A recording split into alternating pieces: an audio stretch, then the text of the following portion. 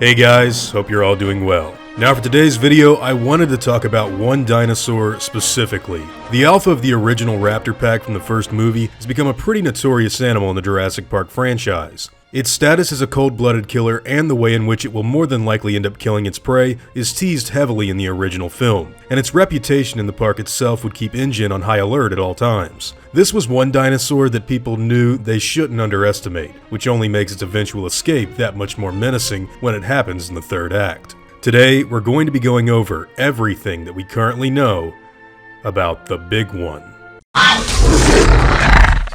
During the events of the first movie, Robert Muldoon tells us that InGen originally bred 8 velociraptors for the park, but when the newest raptor came in, she took over the pride and killed all of her siblings except for 2 others. These would be lesser animals that the Big One would dominate, and they pretty much acted as her subordinates. A curious thing that takes place in the first movie that isn't really talked about too often happens to be the fact that these 3 velociraptors were actually breeding. In the first film, Grant and the kids find a recently hatched clutch of raptor eggs in a different section of the park. This means that before the 3 remaining raptors were transported into the quarantined raptor pen, they'd already laid their eggs in their original paddock. InGen wouldn't find out that any unauthorized breeding had taken place until 1994, when Dr. Wu and a select group of personnel went back to the island in order to clean up the mess that had cost the company millions. With this information of raptor breeding taking place on the island, many believe that the sex of the Big One may be called into question. Being that she was the one that was overtly violent and aggressive in the movie, most believe that she is the creature that transitioned from female to male. This would more than likely explain where a lot of her dominance traits come from, as it's something that's typically seen in males of an animal species. However, we also need to remember that as far as JP3 is concerned, raptors actually live in mostly female-led packs, which means that the theory that it was the other 2 creatures that became males, while the Big One stayed female, is something that should, at the very least, be taken into legitimate consideration. Regardless, the fact of the matter was that the Big One was a killer, the raptors were breeding, and she'd already been responsible for multiple animal deaths on the island. Now, one of the things that's most well known about the first Jurassic Park movie is the fact that at no point in the runtime of the film do they ever explicitly tell us which raptor is the alpha.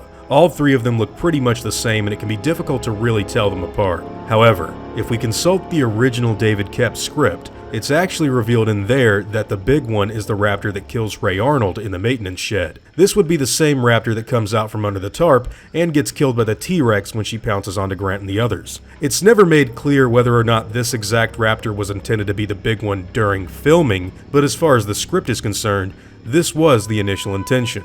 That being said, it's important for me to debunk a bit of a hoax that's been going around the fandom for several years. A lot of people seem to be under the impression that the 2 raptors that are always with each other in Jurassic Park are named Randy and Kim. These are the 2 that follow Lex and Tim into the kitchen in the third act. This belief stems from the names Randy and Kim being written on this page of production notes from the first movie. However, the reality of the situation is that these aren't the names of the raptors. They're actually just the names of the animators that were working on the project, Randall Dutra and Kim Blanchett.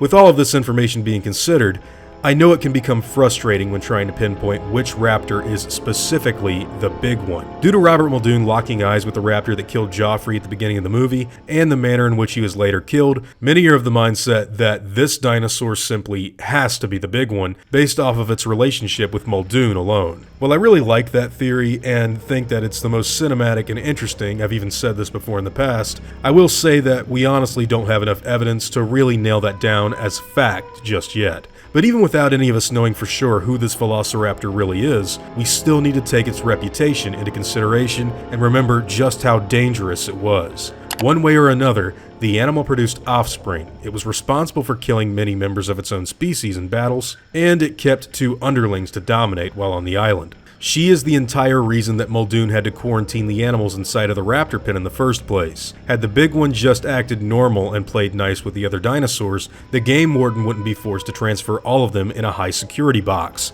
Even while the dinosaurs were inside of this new pen, she'd often set her subordinates out to attack the fences whenever the feeders came. The constant plotting of escape and freedom is a notable trait of this truly vicious InGen clone.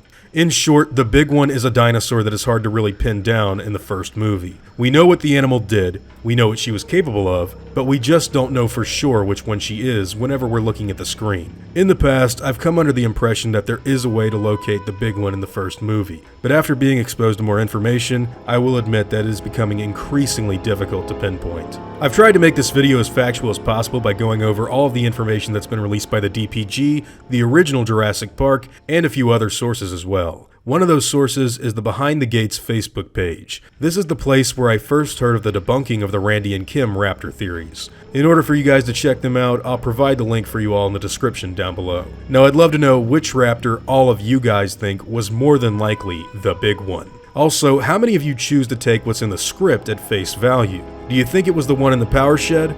Or do you think it could have been any one of the others? Whatever your own thoughts and opinions may be, I'd love to hear them in the comments down below.